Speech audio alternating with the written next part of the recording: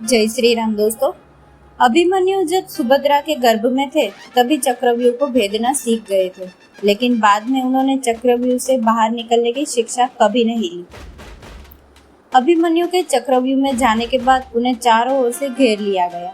घेर कर उनकी जयद्रथ सहित 7 योद्धाओं द्वारा निर्मम तरीके से हत्या कर दी गई, जो कि युद्ध के नियमों के विरुद्ध था।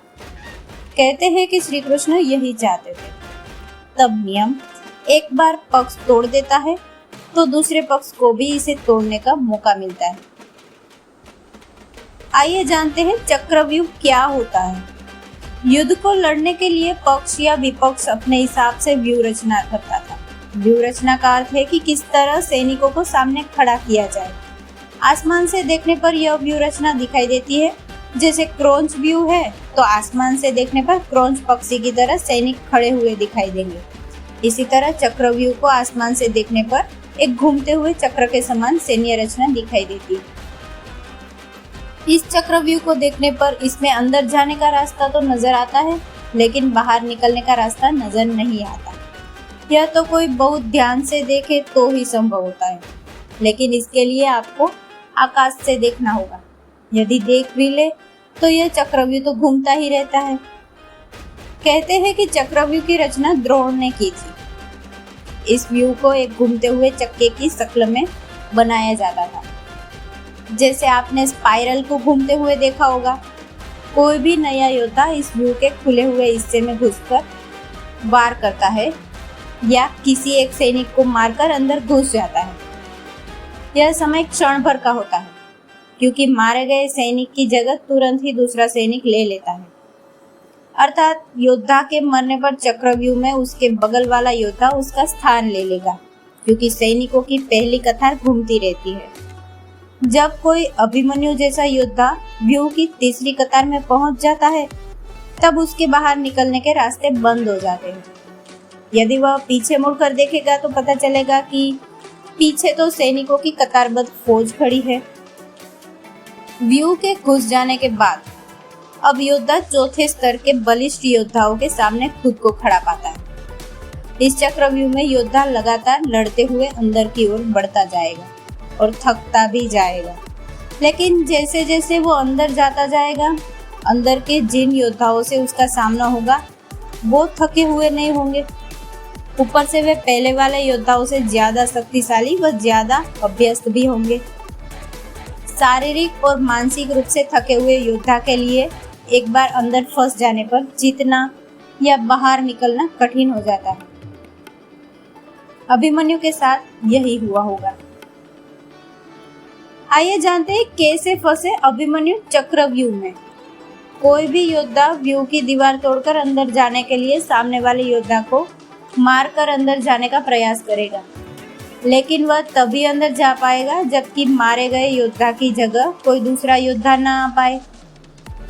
इसका मतलब यह है कि उसे सामने खड़े योद्धा को मारकर तुरंत ही अंदर घुसना होगा, क्योंकि मारे गए योद्धा की जगह तुरंत ही दूसरा योद्धा लड़ने के लिए आ जाता है। इस तरह यह दीवार कभी टूटती नहीं है।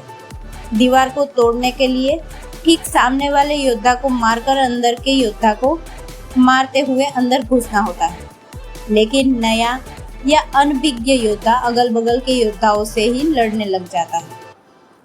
अभिमन्यु चक्रव्यूह में घुसना जानता था। उसने सामने वाले योद्धा को मारा और बहुत ही थोड़ी सी देर के लिए मिली खाली जगह से वह अंदर घुस गया। घुसते ही वह जगह फिर से बंद हो गई, क्योंकि मारे गए योद्धा की जगह किसी अन्य योद्धा ने ले ली। अभिमन्यु दीवार तोड़ते हुए अंदर तो घुस गया, लेकिन वह पीछे यह भी देख पाया कि दीवार पुनः बन गई है। अब इससे बाहर निकलना मुश्किल होगा।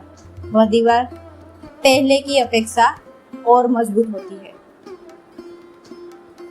प्रारंभ में यही सोचा गया था कि अभिमन्यु व्यूह को तोड़ेगा और उसके साथ अन्य योद्धा भी उसके पीछे पीछे चक्रव्यूह में अंदर घुस जाएंगे, लेकिन जैसे ही अभिमन्यु घुसा और व्यूह फिर से बदला और पहली कतार पहले से ज्यादा मजबूत हो गई, तो पीछे के योद्धा यानी कि भीम, सात्यकी, नकुल, सहदेव कोई भी अंदर घुस नहीं पाया।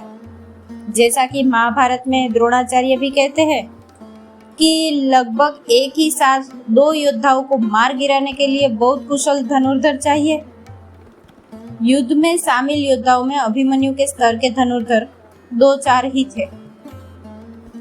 यानी थोड़े ही समय में अभिमन्यु चक्रव्यूह के अंदर घुसता तो चला गया, लेकिन अकेला, उसके पीछे कोई नहीं आया।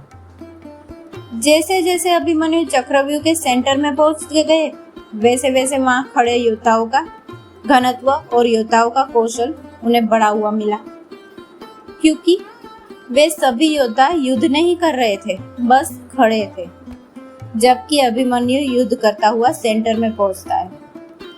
वे जहां युद्ध और व्यूह रचना तोड़ने के कारण मानसिक और शारीरिक रूप से थके हुए थे, वही कौरव पक्ष के योद्धा तरोताजा थे। ऐसे में अभिमन्यु के पास चक्रव्यूह से निकलने का ज्ञान होता तो वे बच जाते, या उनके पीछे अन्य योद्धा भी उनका साथ देने के लिए आते तो भी वे बच जाते। दरअसल अर्जुन पुत्र अभिमन्यु चक्रव्यूह भेदने के लिए उसमें घुस गया। चक्रव्यूह में प्रवेश करने के बाद अभिमन्यु ने कुशलतापूर्वक चक्रव्यूह के 6 चरण भेद लिए। इस दौरान अभिमन्यु द्वारा दुर्योधन के पुत्र लक्ष्मण का वध किया गया। अपने पुत्र को मृत देख दुर्योधन के क्रोध की कोई सीमा न रही। तब कौरवों ने युद्ध के सारे नियम तोड़ दिए। 6 चरण पार करने के बाद अभिमन्यु जैसे ही 7वें और आखिरी चरण पर पहुंचे तो उसे दुर्योधन, जयद्रथ आदि 7 महारथियों ने घेर लिया। अभिमन्यु फिर भी साहस पूर्वक उनसे लड़ते रहे। सातों ने मिलकर अभिमन्यु के रथ के घोड़ों को मार दिया। फिर भी अपनी रक्षा करने के लिए अभिमन्यु ने अपने रथ के पहिए को अपने ऊपर रक्षा कवच बनाते हुए रख लिया और दाएं हाथ से तलवारबाजी करता रहा। कुछ देर बाद अभिमन्यु की तलवार टूट गई और रथ का पहिया भी चकनाचूर हो गया। अब अभिमन्यु निहत्था था। युद्ध के नियम के तहत निहत्थे पर वार नहीं करना था, किंतु तभी जयद्रथ ने पीछे से अभिमन्यु पर जोरदार तलवार का प्रहार किया। इसके बाद एक के बाद एक सातों योद्धाओं ने उस पर वार कर दिए। अभिमन्यु वहां वीरगति को प्राप्त हो गया। अभिमन्यु की मृत्यु का समाचार जब अर्जुन को मिला तो वे बेहद क्रोधित हो उठे और अपने पुत्र की मृत्यु के लिए शत्रुओं का सर्वनाश करने का फैसला किया। सबसे पहले उन्होंने कल की संध्या का सूर्य ढलने के पूर्व जयद्रथ को मारने की शपथ ली। कैसे तोड़ते हैं चक्रव्यूह को? कुशल योद्धा देखता है कि बाहर की ओर योद्धाओं का घनत्व कम है, जबकि अंदर के योद्धाओं का घनत्व ज्यादा। घनत्व को बराबर या कम करने के लिए ये जरूरी होगा कि बाहर की ओर खड़े अधिक से अधिक योद्धाओं को मारा जाए। इससे व्यूह को घुमाते चलाते रखने के लिए अधिक से अधिक योद्धाओं को अंदर से बाहर धकेलना होगा। इससे अंदर की तरफ योद्धाओं का घनत्व कम हो जाएगा। इस चक्रव्यूह को योद्धाओं के स्थान परिवर्तन से ये पूरा घूम जाता है। निश्चित ही एक कुशल योद्धा को यह भी मालूम होता है कि घूमते हुए चक्रव्यूह में एक खाली स्थान भी आता है जहां से निकला जा सकता है। यह भी कि वह अपने बल से हर कतार से एक एक योद्धाओं को मारते हुए बाहर निकल आए। दोस्तों, आपको हमारी ये कथा कैसी लगी? लाइक करें, कमेंट करके जरूर बताएं और सब्सक्राइब करना ना भूलें। जय श्री राम।